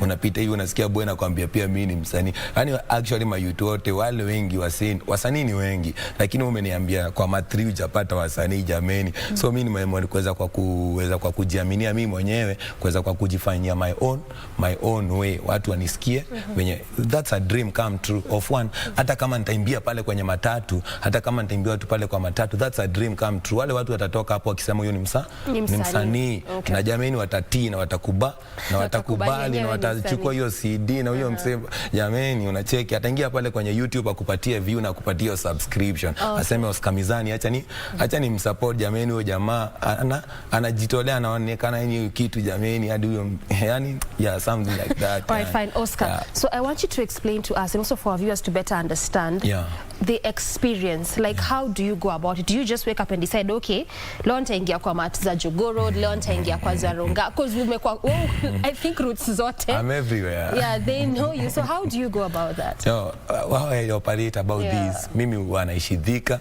na actually wanakuja Nairobi kila asubuhi na kila kila jioni lazima nirudi Thika. So mimi utoka 4:30 in the morning. Hiyo ndio masaa yangu ya kuweza kwa kutoka by 4:50 hapo 5 ikiingia niko kwa gari tayari tunavuka Juja tukielekea. Unacheki? Sasa nilikuwa nimeshafika Nairobi by at least nifike Nairobi by saa 6:30 nitakuwa nimeshaanza kufanya kuuza CD zangu pale kwenye Madri. So kama ni kuingia hapo Nairobi santa nitafika tu tausita kwa tina plan ati leo nitaenda Jogoro ama nitaenda wapi. Nitafika tu Nairobi hivi. Nikifika Nairobi nimetoka na Thika Road hivyo na ni asubuhi na jama ijaanzia kule Thika Road. Inabidi nachukua gari yenye iko empty juu gari zenye zinaleta watu zinarudi empty kuendea watu wengine kule mitaani, unaona? So inabidi naingia hiyo gari naenda mpaka kama Mombasa Road kule Nyayo. Napata ya Nyayo ishaanza juu kama pale unapata kama sasa kuna ujenzi wa barabara inaendelea. So unapata ya kwamba so kule kuna jam. Naingia hadi pale hivi madere wananijua huko hata siku hizi hata madere kwa maruti zote wanakujua. Wote wananijua jameni, kila sako inanijua kwa sababu from I started this wanaingia gari kuanzia 40 kwenda Chwani kila siku. Hizo sio gari chache. Kuingia hizo gari zote, angalia hiyo ni miaka ngapi nikiwa nafanya hiyo kazi. By the time siku inaisha umeingia gari 40 na ni minibus, unajua inabeba watu kuanzia saa hii juu ya corona inabeba watu kama 20 hivi, watu 25 hivi kitka hiyo minibus unacheki. Na waroga hapo hivyo ndani, waroga ngoma moja na naambia mimi ndo mizani, ingieni pale kwenye social media zangu Oscar Mizani, mcheze kaa nyinyi, na then of the day manzi wana show love manzi, big up sana manzi, wenye manzi siwezi jamani, watu wana show love na nashukuru sana pia. Nanyi mnaniona kwenye KBC pia nashukuru sana watani show love. Now speaking of people showing you love, because niliona some good comments especially from Kenyans underneath your YouTube page and also underneath your songs. Watu wanasema ni msanii nimepata na yeye wapi kwa different places. Hata ukitaka kujua mahali kote nimeenda, ingia kwa comment. Yes, hapo ndo niliingia na nikaona. Watakuambia kwenye kote nimeenda. Fine. So what I want to find out from you is that easy positive comments especially from Kenyans wewe kama msanii zinakufanya zinakujenga vipi? Zinani motivate sana jameni. Mtu akiniwekea comment pale amepatana mimi route gani, amepatana mimi ronga pale hivi, ameniwakilisha pia pale unacheki. So zinani motivate and they make me continue to do what I'm doing. You know, they make me continue even bila hata kama mtu anakujanga anaona na hii kitu manzi jameni. Sasa kwani mimi msanii nimekuwa hapa hivi, wasanii wengine upcoming wanakuja wakiniacha hapa. Actually hata Gengeton zianzia mimi nimekuwa tu hapo, si unakumbuka? Nimekuwa tu hapo bado nikifanya hiyo bidii na bado niko hapo nafanya hiyo bidii na najua siku moja the biggest mistake in life, never ever give up, kwa sababu kilichoandikwa lazima kitakuja kutimia. Hivyo ndivyo mimi najuanga kwa roho yangu. Okay, fine. So in general tunaweza sema that social media has also helped you as an artist. Imekubuild, build brand yako. Yeah, social media imebuild brand yangu. Yeah, by the way mimi ushare sana pia. Ukiingia kwenye Facebook utapata kwamba niko na groups nyingi sana. Nimeingia over thousands and groups. Huwa na share kazi yangu sana. Links zangu pale huwa zinaenda kila groups na zisukuma sana. Nikitoka kazi hivyo tu natulia pale mtaani ni sharing. Hata nikiwa pale kwenye gari nikisafiri ni sharing, wakati tu naelekea mtaani ni sharing. Hadi watu wa Facebook wananiblock, wananiambia you have over limited kushare mambo kama ziani bidii. But una make sure you maximize your social media. Yeah, na make sure I'm everywhere. Yani hata kama ni mimi mwenyewe najifanyia hiyo kazi yote.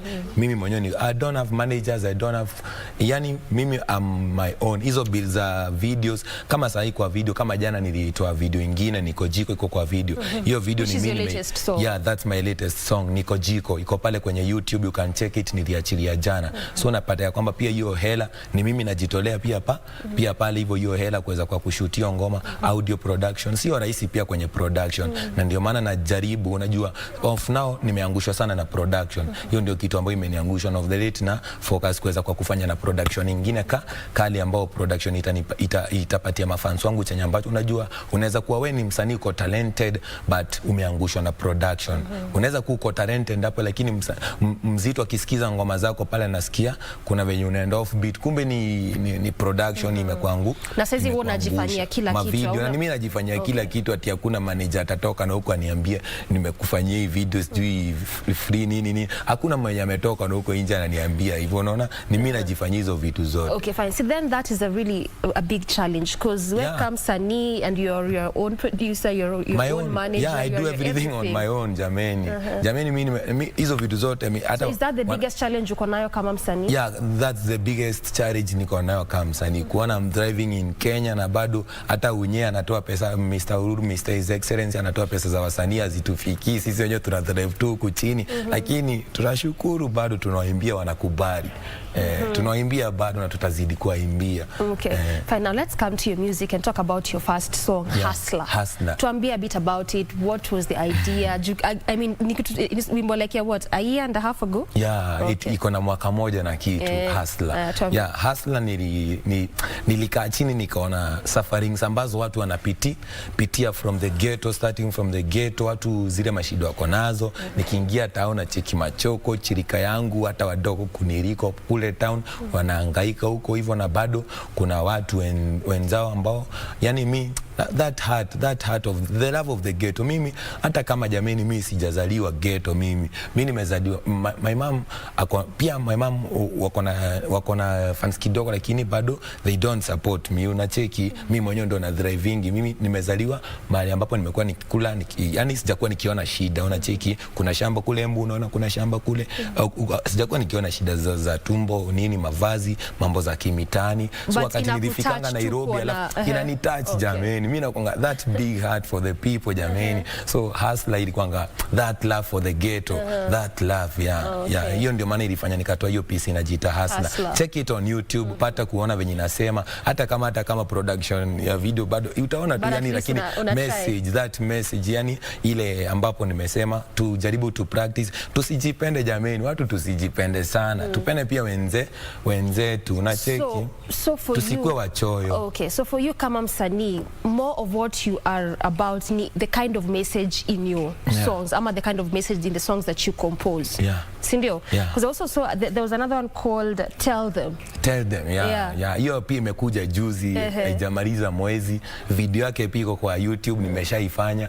Video yake iko pale kwenye YouTube, inaitwa Tell Them featuring Jaimunga pale hivyo. Tumeweza kwa kufanya kibao, imekuja juu ya politics ambazo tunakuja kuweza kwa kivumbi kama 2022, na cheki mambo zenye ambazo tumeanza kuona BBI zimeanza kuchipukia nini, mambo kama hizo. Yani ni kuweza kwa attain youth, attention ya youth, sana wale wa ghetto. Juu ndo watatumiwa pale na wale wanasiasa juu ya hizi mapesa, wana confuse mavijana juu ya pesa, na mavijana wako njaa. Sasa unacheki wezi confuse kijana wako njaa na anapatiwa pesa hapa akatae kuchukua do. So ni more of making wakwe more attention, okay, to create that attention. Pia at least tusipigane this time, hatutaki mavita, tukwe na amani jameni. Okay, you also mentioned about collabos, na nataka tu kujua what goes into your mind when you're choosing the artist to collab with, because niona pia kwa songs zako kadhaa uko na bit of artist umecollab nao hapa na pale.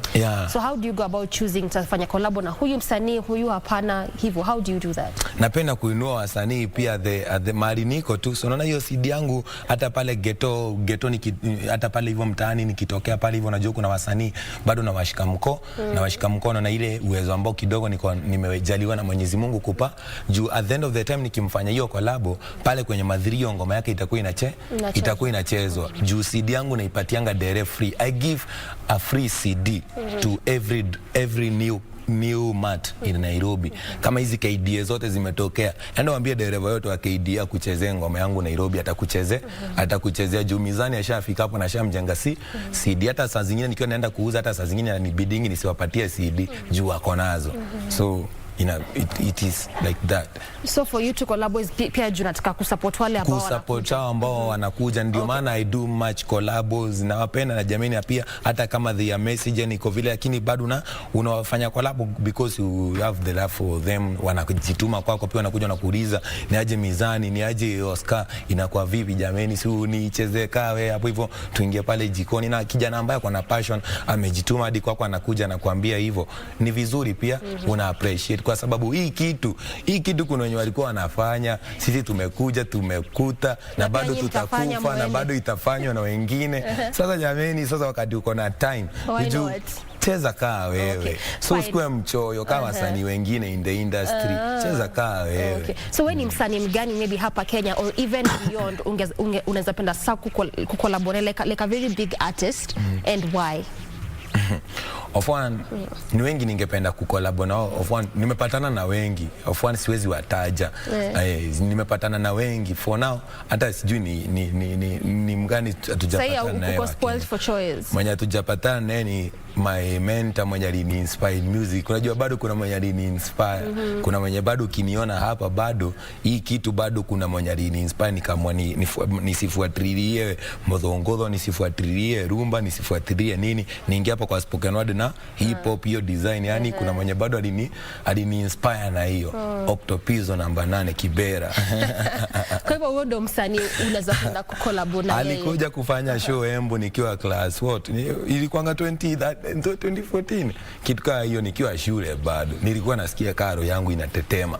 Akiperform, nilikuwa na hapo ndo ulikuwa inspired. Very much kwa sababu hadi hiyo picha yenye nilimpiganga hivi yenye alikujaga akiwa amekradi hivyo kutoka Nairobi hiyo time nikiwa Embu Ocha pale, unajua Embu kule pale hivyo ni mashinani pale hivyo. So wakati msanii wa Nairobi amekuja mtu kama Octopizo, yani unajituma pia pale hivyo. Yani wengine pia wako sawa, wamefanya bidii, wako chonjo. Naweza penda pia kuwafanya pia makolabo akina Kali akina nani. Wote na watambua ma legends ambao wameweza kwa kutuongozea na tuna respect manzi au sio? Na kuna mmoja ni motivate huyo Octo. Ndio huyo.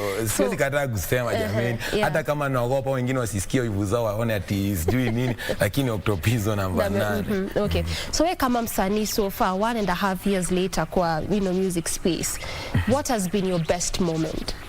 My best moment as in kiaje, my best like moment. Nini unaangalia unasema by the way actually venye hii ilifanyika or whatever happened, maybe I went for a show or niliuza CD kadhaa and I felt like wow. Yeah. This is actually the best time for me. This is the best moment for me kwa hii space. Yeah, nimepata moments kadhaa pia hiyo wakati napita pia Nairobi siku hizi napata kila msee ananiita mizani. Wana kurecognize. Natambua hivyo sana jamani. That love mazi. Juu pia hao wasi wa madere bado dere akiwa pale kwa gari kwa steering huko hapa miguu kwa commercial sasa au uzi na kule hivyo nyuma. Dere atakuita kwanza na nguvu sana hadi watu wengine wako hiyo area wa kuangalia. Na watu wanakuangalia ndio unauzianga huko ndani hizo Madrid. So at the end of the time wakati unapatana na wao unakuwa very happy wakati mtu anakurecognize. Yani umepatana mtu huko tu kwenye mat, yani amekupenda hadi anaweza kushout, yani alibeba ile jina yako kwa akili yake, anakuita Oscar Mizani. Nikiingia kila mtaa Nairobi lazima naitwa hivyo na napenda sana au sio? That love inakujenga kama msanii. Inanijenga kama msanii jamani, wakati unaona wasee wanakuheshimu, wasee manzi wanakutambua na wasee wana imani yako. You don't feel like kuangusha. Una feel tu kuendelea na ufeel kuachana na hiyo kitu kwa sababu I don't want to disappoint. Na ndio maana kujaribu ndo kuweza. Unacheki ndio maana tunasonga. Unacheki hata kama challenges zipi bado they keep us on the move, unaona. Hata kama iko ni miaka ngapi, mimi nitaingia tu pale na kangoma kamoja na nitaimbia strong as wanakubali, mimi nashukuru sana na give thanks. Ile kitu tu naweza ambia upcoming pia fear ndio kitu ile mbaya. Uoga, hakuna kitu mbaya kama uoga kwa success. Wasanii waache uoga. Wasanii waache uoga ya watu jamani. Wewe ni msanii alafu unaogopa watu, ni kama wewe ni mwanabiashara alafu uogope jamani. Niko sure wasanii wamesikia Oscar. Na tutamalizia hapo sasa. Au sio? Wajitambue alafu wasiogope macho ya watu, wasiogope venye watu wanawafikiria. Waogope Mwenyezi Mungu kwa sababu Mwenyezi Mungu ndiye atawapatia kibali ya kuweza kusikika nao. Watu wanaweza kukataa wakuambie nini lakini Mwenyezi Mungu akikupatia neema nakwambia. Okay, fine. Thank you. Au sio? Thank you so much. So that has been Oscar Mizani, an artist, and we just want to finish the conversation with his latest song that is Niko Jiko. So take a look.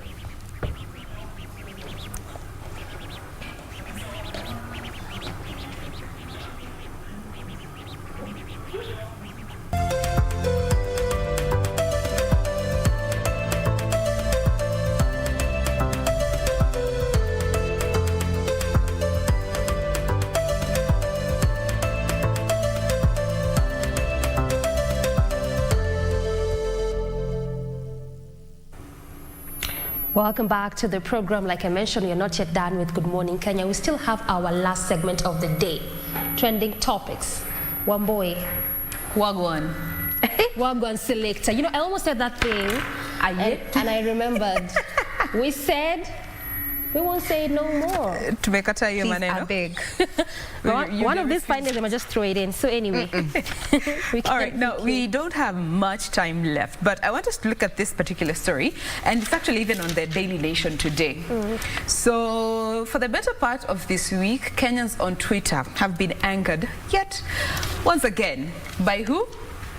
CNN. So this story is on page 3 of the Daily Nation. It's also across so many blogging sites where UK national, she goes by the name of Jane Spilsbury. Ameangusha clan ya Jane, by the way. So she was interviewed on CNN and she said that she has discovered whales and dolphins in Kenya. And she further on went to say that she's surprised how even the Kenya Wildlife Service did not know that there are whales and dolphins along the Kenyan coastal strip. That story is here on the Daily Nation, page 2. And the thing that angered so many Kenyans is that when she was saying that she's the one who's discovered these whales and dolphins in Kenya, she actually contradicted herself, saying that, you know, I was talking to the local fishermen and they told me that there have been sightings of this great fish, okay? So guys are like, if the locals told you they are there, how comes you're claiming to be the one who has discovered that there are lakes, there are whales and dolphins along the Kenyan strip? And Kenyans on Twitter were not calm about this situation. Hashtag someone tell CNN was trending. Someone tell this woman that 3 decades worth of fishermen information cannot be disregarded just because she went on a national platform, an international for that matter, and did an interview. And some even went as far as saying it's not acknowledged until a white person says it exists. I don't know what you guys think about this. I think I want to go with the last person's observation. It's not acknowledged until a white man actually says it is worth recognition. Let's go back in history. Let's go back in history, and I'd want to go way back to Christopher Columbus when he was on a tour of the world discovering the new world. And this has been quite controversial, especially in America right now, because the indigenous Indians are actually seen as outsiders, yet they were the initial occupants of the United States of America, what it is right now. And when we read through history, where Christopher Columbus claims that he was in search of a new world. This world existed. It's just that a white man then did not know of their existence. It doesn't mean it wasn't there. So here we're talking about whales and dolphins in the Kenyan coast. So you from outside think you're an authority to tell us that, hey, you know what? You guys got whales. Really? At the KWS and maritime authorities did not know. That actually made me cross my eyes, and I was like, goodness, no. That is what we think, you know, and I want to use this term sparingly because this is rated GE, white privilege. Supremacy as well. Yes, but hey, this is our country. I mean, if you find a cat that has blue eyes or, I don't know, something. It was there. It was there before you arrived. We saw it as the locals and we were like, that's a normal occurrence. Exactly. And you see, Ray has mentioned a very powerful statement that that until a white man discovers it, it doesn't mean it didn't exist. Like it was just there. Maybe, oh my God. Can you imagine if I walked to the States? I'm imagining I walked to Australia. We say Australia is a continent where you'll find spiders huge, bigger than cats. Yeah. So here I am, Kenyan that I am. I've gone for a visit and a tour, and because I've never seen a tarantula that big, leave alone a tarantula itself, I say, hey, I've discovered a huge, humongous spider in Australia, and I'll go on and publish. Like, you see, would I even do that? When you live, who would do that? Only one person would actually do that, and it can only happen in Africa. I can't, as a black person, and I'm not trying to be racial or anything, but we're trying to look at historical injustices. The white man purports and claims that they discovered the new world, And they also discovered the African continent. And look at our own history. You discovered the African continent. Let's go back to the Thompson Falls, yeah? You remember? Yeah. Some of our tourist sites, our historical sites, have been named after white people who came to discover and spread religion in this country. Does it mean we were faithless or did not have a religion? You know, these are things I'm talking about. This is historical injustices, and I tend to think this lady owes Kenyans an apology, and a very big apology, being that assumptive about creatures that are found on our shores, and local fishermen have seen them. When people are out there, you know, deep sea diving and such, or even just going out to just enjoy what Kenya has to offer, well, we've seen this. We've even seen dolphins. Someone else will come in and tell us that, hey, they've discovered dolphins in Watamu. And you go, like you said, when you go for holidays, you always like, say it. What are we talking about? But I think we need to have this in our minds that, you know, in a particular country, whatever it is that may look new to someone else, for you people in that country, it is normal because you're used to seeing it. And when people come to this particular country, it should not look like, because no one talked about it per se, now it looks like you discovered it. Like, how did you discover it? And these guys have been saying this thing all the while. And which century are like, they're familiar with it. So how do you think, just because you are white, you think you discovered it because they haven't been talking about it? No, it's so common and so usual for them. Let me read for you some of the responses that I managed to get on Twitter in regards to this particular story, and the fact that what angered most people is that she claimed to have discovered whales in Kenya. Okay? Yeah, right. So now, also, by this whole conversation, someone tells CNN also brought back the conversation of calling Kenya a hotbed of terror back in 2015. We will discuss that. We will discuss that because what is happening and calling Africa a country that can only manufacture babies. All right, so let's look at some of this feedback. This is Chege Maranga, who was saying, you can't make this stuff up. It has not been discovered until a white person sees it. We also have Jax, akona hashtag why I love Kenya. Someone tells CNN that local fishermen in Kenya on our shorelines were the first to see the humpback whales in our oceans, and it is not Jane Spilsbury. Not all things are discovered by white people. Stop giving them credit for nothing. We have Bravin Yuri, who says, CNN says that Jane Spilsbury found whales in Kenya after spending months recording whale sightings at the coastal town of Watamu in Kenya after learning of their existence from local fishermen. Okay? Then Juliet Schick says that for the past 20 years, I've always known that whales, mostly humpbacks, come to give birth off the coastal, the Kenyan coast, and they stay there for about 1 to 2 months until the baby whale, the calf, that's how it's called, gains enough weight to be able to go back to Antarctica. So, Historia kusema she's the one who discovered whales in Kenya is just total disregard of Kenya. We also have Paya, who says, I'm sure she also found the Indian Ocean at the Kenyan coast. And she said she discovered. You know, this is like your neighbor telling you that you have a rose bush. Salty water. Your neighbor comes visiting and they say, oh my God, I've discovered a rose bush in your backyard. Huh? Whose backyard is it? Let's be very serious. Now, talking about, you know, the way international media and the way